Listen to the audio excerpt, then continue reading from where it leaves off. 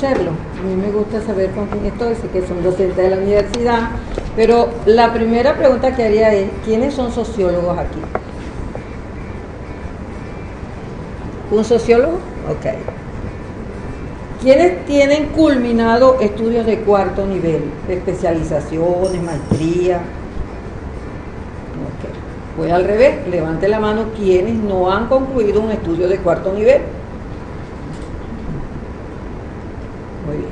O sea, ¿por qué hago estas preguntas, profesor Oscar, no? Porque estamos diciendo que nosotros debemos formar estudiantes de manera integral. Y nuestros perfiles nos dan lo que se llama un ensayo. Yo digo que empezamos a hacer un ensayo de investigación y eso es un cambio que yo creo que la UPT sí lo viene dando desde el principio, donde desde los primeros semestres al estudiante se le está fomentando lo que es la investigación, pero no en las cuatro paredes, sino un poquito más allá. Llevarlo a las comunidades donde ellos empiezan a interrelacionarse. Ahora bien, la pequeña ponencia que les traigo dice de la racionalidad a la complejidad, una visión. Esto está tomado, ¿verdad?, de experiencia y revisando las dos lecturas que tiene el aula. Ahora bien, cuando nosotros... no, yo pensé que estoy tan acostumbradita, ¿no? Esta es la complejidad. Estaba escuchando al profesor Oscar. El profesor Oscar, en su inicio, porque le pedí los apuntes al profesor, comenzó definiendo lo que era dato, información, conocimiento tácito, conocimiento explícito, ¿cierto, profe? Ok, llegué tarde, pero me puse al día, ¿no? Ajá, entonces sí, porque la idea es que nosotros pues no podemos irnos para otro lado porque estamos con un objetivo concreto. Entonces, aquí yo traigo definiendo qué es lo científico, ¿verdad? Para algunos lo científico se refiere a una verdad inmutable. Eso es lo que consideran ciencia. Y lo decía el profesor, eso por mucho tiempo consideramos ciencia. ¿Qué es la intuición? Tiene como seguridad absoluta la certeza. Y se caracteriza por no ser un proceso, ya que se obtiene en un solo instante. Cuando dice, por intuición lo hice. La deducción parte del conocimiento de cuya certeza se está completamente seguro. Conocimiento ya demostrado. La lógica es la técnica de la demostración. Sus conclusiones son obligatorias y universalmente válidas. La epistemología, de ella se derivan las teorías, concepciones de donde se generan las estrategias para la búsqueda del conocimiento. Y justamente este módulo o este encuentro didáctico de cultura se trata de cómo se produce el conocimiento. Y el conocimiento pues dentro de las universidades. Pero yo digo que no dentro, más allá. Y la matriz epistémica generalmente nos presenta como la fuente que origina y rige el modelo general a conocer. Da origen a una cosmovisión, ideología, paradigma científico, métodos y técnicas, estrategias adecuadas para investigar la naturaleza de una realidad natural o social. En otras palabras, cuando nosotros estamos haciendo investigación, generalmente terminamos construyendo lo que nosotros denominamos nuestra matriz epistémica. Y sobre la base de esa matriz, pues, definimos sobre qué paradigma estamos trabajando, qué métodos, qué técnicas, etcétera, etcétera. Entonces, todos estos elementos, todas estas palabras son necesarias cuando nosotros vamos a abordar lo que es la investigación. Pero es importante dentro de este contexto, pues nosotros tener claro de dónde venimos. O sea, dónde estamos ubicados en este momento. Entonces, venimos de una visión del mundo y de las leyes de la naturaleza donde las causas producen efectos de sí mismas, de su misma magnitud, donde el orden, la simetría y el equilibrio constituyen las palabras clave, las referencias, los modelos. Esos son nuestros modelos a los que nos estamos enfrentando en este momento. De allí venimos. Entonces, es por eso que es importante tener claro, pues, ese bagaje histórico de lo que ha sido la ciencia o el concepto de lo que es la ciencia.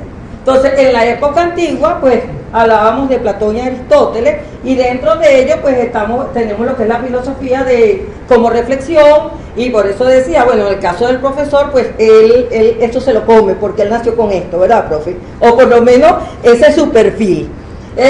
Posteriormente, pues, nos encontramos en el siglo XV con todo lo que configura los preconceptos de lo que es el método científico, el paradigma ligocéntrico que él hizo referencia cuando hablaba, porque el profesor explicaba como que todos nosotros estábamos claros de dónde venimos y cómo ha sido la evolución de lo que ha sido la ciencia. Ahora bien, me detengo es en lo que es la filosofía del siglo XVII. Se lo hago de manera gráfica porque quizás son los elementos que más me gustan, ¿no? Pero si ustedes se van a la primera y segunda lectura, es lo mismo que está allí, pero a nivel de texto. Entonces convertimos el texto en imágenes para que pudiésemos ubicarnos qué es lo que tratamos de nosotros de entender, hacia dónde nos está llevando el proceso de transformación universitaria y cuáles son nuestros comportamientos en el momento en que nosotros estamos haciendo ciencia. Entonces, en el caso de que todavía, el profesor decía, bueno, si nosotros aplicamos un modelo positivista, cuando estamos aplicando un modelo positivista, pues estamos centrados todavía en lo que es el racionalismo, el empirismo, pero ¿de dónde data eso? Observamos que son teorías cuyos pensadores, pues, la formaron en el siglo XVII. Entonces, y me detengo básicamente en estos dos paradigmas, si es que los podemos llamar paradigmas, ¿verdad? Lo que es el racionalismo, porque es una doctrina filosófica que considera la razón como único modelo de conocer la naturaleza, procedimientos, los factores históricos y vitales. Es una creencia en el poder ilimitado de la razón. Es una actitud filosófica que pretende explicar racionalmente el mundo, partiendo de la analogía entre la razón humana y la divina que ha formado todas las clases.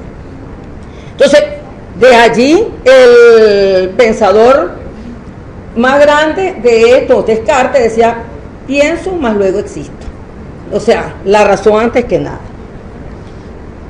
El empirismo es un sistema filosófico que toma la experiencia como única base de los conocimientos humanos. Entonces, cuando nosotros decimos, bueno, bajo un modelo empírico, eso tiene su razón de ser, tiene sus leyes y tiene cómo se fundamenta. Y pues aquí hay una pequeña diferencia entre lo que es el racionalismo y el empirismo. O sea, es importante que nosotros estemos claros cuando estamos investigando de qué manera nos comportamos, porque de repente no sabemos lo que es el racionalismo o lo que es el empirismo, pero es bajo los enfoques con el que nosotros estamos trabajando. No me voy a detener de que el racionalismo estudia los entes abstractos que solo hacen uso de la mente humana, o sea, ¿por qué? Porque les estoy diciendo que esto es más o menos sacado de esas lecturas, es para que cuando las estén digiriendo, aquellos que la leyeron, es más, me detengo, ¿quiénes realizaron las lecturas hasta llegar aquí? Todo, no, para mí todo. Para ti todo, pero yo comparto con ellos y me están diciendo 4. Entonces, ¿quiénes lo revisaron más o menos? Para mí deberían ser todos. No, bueno, pero la idea es esta, que nos ubiquemos, ¿no? Así pues, observamos cómo, y el profesor me encanta cuando él decía que lo que es en los años 60, 70 y 80, o sea, cómo nosotros a través de la investigación comenzamos a utilizar mucho lo que era el método experimental, Ustedes escucharon muy al profesor Oscar. Entonces, a mí me hizo el profesor Oscar muy fácil esto, muy digerible, porque lo que hizo fue colocarle la teoría a la experiencia que nos estaba manifestando Oscar dentro de su proceso investigativo, ¿verdad, profe? Yo lo amo por eso. Entonces, y es importante detenernos, ¿por qué? Porque, mira, es que es increíble, porque yo no había hablado con Oscar, llegué un poquito tarde, tomé los apuntes de él, y cuando estaba escuchando Oscar, dije, Oscar, como que anoche hablamos y nos pusimos de acuerdo, ¿no? Entonces, dentro de lo que es la revolución, la estructura de la revolución científica, pues uno de los libros más sonados, entonces es donde se comienza a tomar la ciencia como modelo dentro, como cultura dentro de lo que es el proceso educativo. Eso es a mediados o a principios de los años 60. Y aquí, pues ahora sí me detengo con una reflexión de Martínez Miguel. Cuando dice, la racionalidad científica clásica siempre ha valorado, privilegiado, defendido y propugnado la objetividad del conocimiento, el determinismo de los fenómenos, la experiencia sensible, la cuantificación aleatoria de los medios, la lógica formal aristotélica y la verificación empírica. Observe cómo esa pequeña letra me resume todo de dónde venimos. O sea que si nosotros no estamos claros de dónde venimos, leemos un fragmento como eso y... Entonces es importante tenerlo claro, ¿no? Pero la complejidad de las nuevas realidades emergentes durante este siglo, su fuente de interdependencia y sus interacciones ocultas, por una parte, y por la otra, el descubrimiento de la riqueza y la dotación insospechada de la capacidad creadora de los procesos cognitivos del cerebro humano, postulan una nueva conciencia y un paradigma de la racionalidad acorde con ambos grupos de realidad. Mire, señor, yo creo que cuando Martínez Miguel escribió esto, pues, estaba como Oscar, inspirado en todo aquel bagaje de experiencia desde el punto de vista de la investigación, de lo que él había vivido y de lo que estaba viviendo y cómo veía nuestra realidad. Entonces, Morin dice, la teoría científica, como los icebergs, tienen una enorme parte sumergida que no es aceptada y que constituye la zona ciega de la ciencia, pero que es indispensable para el desarrollo de la misma. El profesor Oscar también hizo referencia a lo que era la ciencia y hizo una analogía con lo que era los icebergs.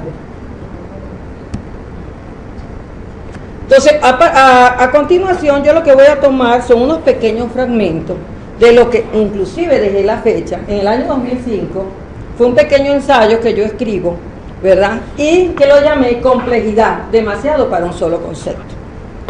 Entonces, era por eso la pregunta de quiénes de ustedes, ¿verdad? Habían hecho investigación, quiénes se habían ubicado. ¿Por qué? Porque yo todavía, con todo lo que he querido aprender o cambiar, sigo siendo positivista en algunos momentos. Profe, no es fácil. Eso no es fácil. Y no es fácil digerir todos estos conceptos. Por eso, le dije su perfil de pregrado, toda la vida investigadora, su línea doctoral, y de verdad felicito a la profesora Onaida por haber seleccionado al profesor Oscar y su ponencia. Su ponencia es exquisita y está llena de demasiados contenidos, profe. Hoy me quito el sombrero y lo llamo doctor. Porque para mí doctor no es el que tiene el título. Para mí doctor es el que demuestra su trayectoria y una experiencia en conocimiento en un área determinada. Así que, mi admiración.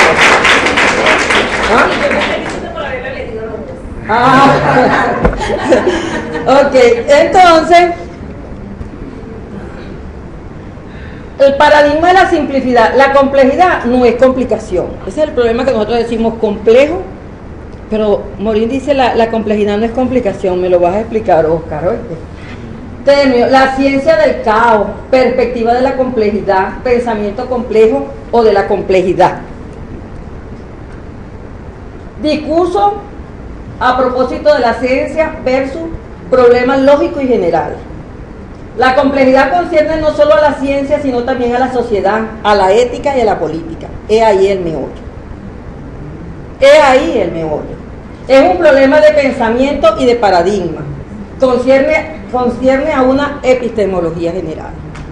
Complejidad significa la emergencia de procesos, hechos u objetos multidimensionales, multireferenciales, interactivos y con componentes de aleatoriedad, azar e indeterminación, que conforman su aprehensión, grados irreductibles de incertidumbre. Exige una estrategia de pensamiento a la vez reflexiva, no reductiva, polifónica y no totalitaria o totalizada.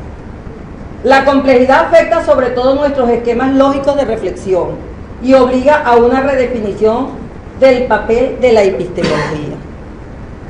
Nos introducimos en una epistemología de segundo orden o de conocimiento del conocimiento. O sea, el problema no es generar conocimiento, sino hacer uso del conocimiento para generar más conocimiento. Y de allí hablamos de ese debate que se viene dando entre lo que es el conocimiento tácito y el conocimiento explícito. El conocimiento proveniente de la ciencia y el conocimiento del pueblo, el conocimiento que está allí, que no viene o no es derivado de un método científico, de unas reglas que nos han dado, pero que nosotros no podemos ignorar. Entonces ese es el debate que se da entre lo que es hacer uso de ambos conocimientos para producir conocimiento. Y creo que es la línea del profesor. La totalidad no es verdad, eso lo dice Morín. No hay partes aisladas ni seres simples. Todo está religado, interactivo y es complejo. Ver la complejidad de lo simple y no quedarnos con la simplicidad. El pensamiento complejo sabe que existen dos tipos de ignorancia. La que no sabe y quiere aprender, y la ignorancia, la más peligrosa, de quien cree que el conocimiento es un proceso lineal. El profesor hablaba del conocimiento lineal, acumulativo, que avanza hacia la luz allí donde antes había oscuridad, ignorando que toda luz también produce como efecto sombra. Se trata de una lucha contra el absolutismo y dogmatismo disfrazado del verdadero saber. Por eso es que en la medida que el profesor Oscar exponía y yo, pues que tenía mis láminas y había estado reflexionando sobre eso, yo decía, bueno, yo lo que le voy a colocar es la teoría al profesor Oscar de su experiencia. Es ciencia con conciencia. Y la guinda, pensar de forma paradigmáticamente compleja es pensar de forma relacional, es saber separar pero también unir, es saber organizar, no totalizar, saber analizar y también sintetizar, más aún, practicar el bucle entre ambos momentos del pensamiento. De ahí la necesidad fundamental del sujeto estratega. Es introducir la cualidad en un mundo gobernado por la cantidad. La complejidad es la cultura de la solidaridad, donde se vive entendiendo que nuestra realidad es cambiante. Cuando la profesora señalaba, bueno, vamos a investigar en tecnología, en lo humano, en lo social, o sea, bajo qué enfoque nosotros podemos hacerlo. Bueno, esto es para reflexionar. Nosotros vivimos en un mundo cambiante, en un mundo dinámico, donde no podemos decir que la verdad es absoluta. Entonces, de allí que nosotros nos tenemos que mover bajo un paradigma de la complejidad. Y la historia de vida de ese gran hombre, pues está basada en este abordaje. Un abordaje que haga honor a la complejidad debe ser capaz de conjugar de múltiples maneras los distintos niveles del cambio, explorar sus articulaciones, construir itinerarios según las problemáticas particulares que se presentan en cada indagación específica. Considero que la complejidad debe ser un imperativo. No debe ser un imperativo, sino una elección. Una elección que abarca tanto el plano cognitivo como el ético, el estético, el práctico, el emocional. No se trata de un mero cambio de paradigma, sino de forma de experimentar el mundo y producir sentido, de interactuar y de convivir. Una transformación multidimensional en una permanente evolución. Y para reflexionar, pues el profesor va a hacer uso de una pequeña lectura extraída del material de la OXU, que después que la profesora lo evalúe, lo subiremos al aula, ¿ok? Donde nosotros estamos trabajando, y ahí me detengo. Les decía esto en el 2005, cuando yo comencé a hacer mis primeros pasitos, o a dar mis primeros pasitos de cambiar mi esquema clásico, basado en un modelo netamente positivista, a un modelo más humano, más cualitativo, más sistémico, ¿okay? Más holístico, donde no podía pues seguir viendo con un solo enfoque y un solo arista los problemas que me abordan. Entonces, 2005, estamos en 2015, pasó el tiempo y no me di cuenta. De verdad que no, o sea, esto fue lo que y esto fueron 10 años para que mi cabeza medio moviera. Y es eso, profesora, cuando estamos en un proceso de transformación. Y saco la cita que dice, cuando la transformación ocurre, es poderoso lo que pasa en la gente y que está más allá de un mero cambio en el comportamiento. La persona que está ahí ahora no estaba allí antes. La persona que estaba ahí antes ya no existe. Y yo le puedo asegurar que la persona que estaba en el 2005 no es la persona que está aquí ahora. ¿Ah? De eso se trata. Porque se trata de que las personas que están aquí sentadas deben ser, o sea, no la van a transformar, cada uno se transforma. O sea, cada uno tiene que transformarse, porque nosotros para obtener cambios, resultados diferentes, no podemos seguir haciendo lo mismo que nos enseñaron. O sea, no podemos pretender, cuando decía que toda la patria es una escuela, es que en cualquier parte nosotros tenemos que estar dispuestos a aprender y también a enseñar. Entonces, esto es una lectura muy pequeñita, el profesor la va a leer, ¿verdad? Para dar cierre y paso a las mesas, porque creo que de una u otra manera nos va a permitir darle respuesta a esas interrogantes que están en el aula.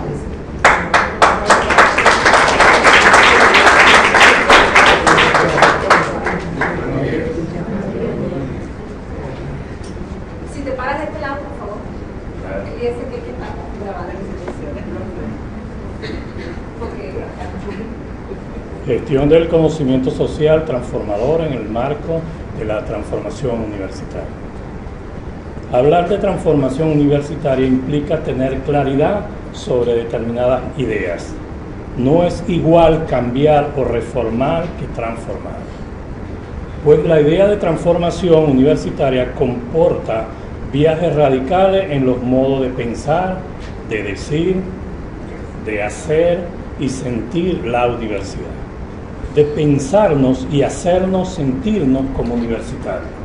Por ejemplo, se pueden cambiar o reformar los currículos bajo el predominio de un modelo epistemológico y pedagógico que ha dado lugar a la fragmentación de conocimiento, a la visión reduccionista de la realidad y del conocimiento, a la relación autoritaria entre profesores y estudiantes, a la descontextualización de los conocimientos, al individualismo, a la falta de sensibilidad y compromiso social, entre otras consecuencias.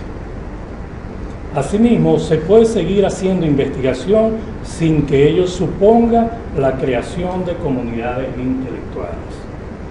La pertinencia teórica y social de los conocimientos que se produzcan, la producción de conocimientos simplificados y simplificadores, se puede seguir haciendo extensión bajo el enfoque de la universidad que lleva su saber, no lo hace dialogar sus saberes con otros saberes.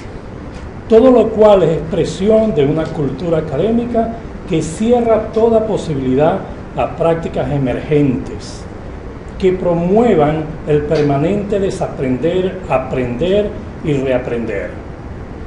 Reaprender el ejercicio de lo colectivo como horizonte en el cual inscribir las prácticas individuales, la problematización permanente de lo que pensamos, decimos y hacemos. El ejercicio del acto de educar como un acto ético-político, la construcción en común de proyectos, entre otros. Una característica de la universidad actual es la pérdida de su configuración como espacio público que involucra ser espacio de todos y todas, un espacio cruzado por conflictos que han de dirimirse democráticamente, un espacio donde se ejerzan la participación, la corresponsabilidad, la igualdad, la libertad y el reconocimiento de las diferencias, así como la responsabilidad ante los demás. Un espacio desde el cual se construyen conocimientos como bien político. Esta es una dimensión fundamental en la transformación universitaria. Otra dimensión fundamental es la que concierne a la vinculación dialógica de la universidad con la comunidad, que no niegue ni los saberes populares ni los académicos asociados a los campos científicos, tecnológico, humanístico y de las artes. Igualmente, pensar y hacer la transformación universitaria implica reconocer que históricamente la universidad ha sido una instancia de producción de castas. Desde la visión del conocimiento como mercancía, reconocer que la universidad está en una profunda y radical crisis, reconocer que el lenguaje establecido también gobierna las acciones y es constitutivo de las formas de ejercicio del poder como dominación.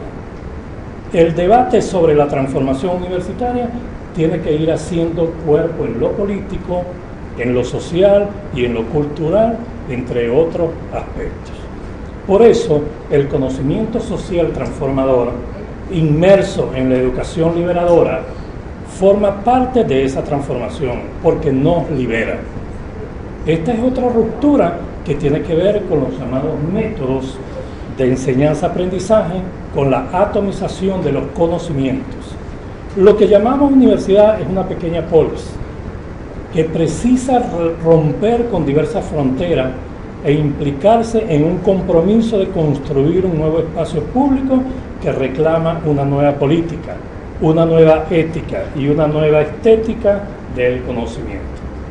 Una universidad, en fin, que forje en el ejercicio de ciudadanía y que contribuya a forjar una ciudadanía capaz de decidir su destino común, que construya democracia participativa y protagónica y se coadyuve a construir la democracia participativa y protagónica.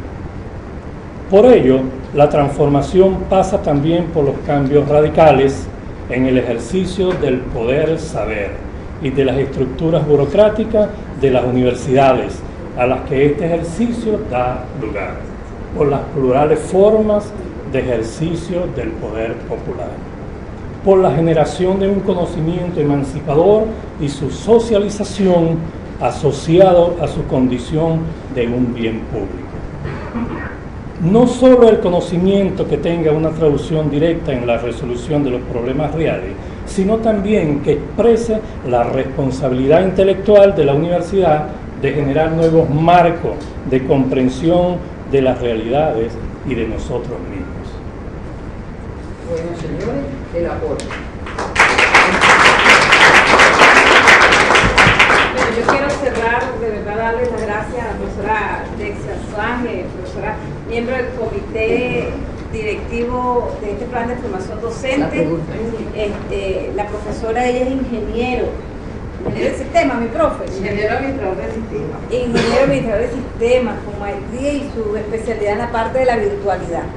Y quiero acotar acá un poco, ¿no? El por qué seleccionarlos a ellos. Porque, por una parte, la temática nos convoca a hablar un poco de esa producción de conocimiento a nivel de lo que son las ciencias sociales, las tecnológicas y las humanas, para que nosotros nos podamos identificar, ¿okay? Cada quien dentro de su área de conocimiento, dentro del área de conocimiento de ustedes están aquí de la universidad. Y quería hacer así a modo de un cierre, ¿no? Que no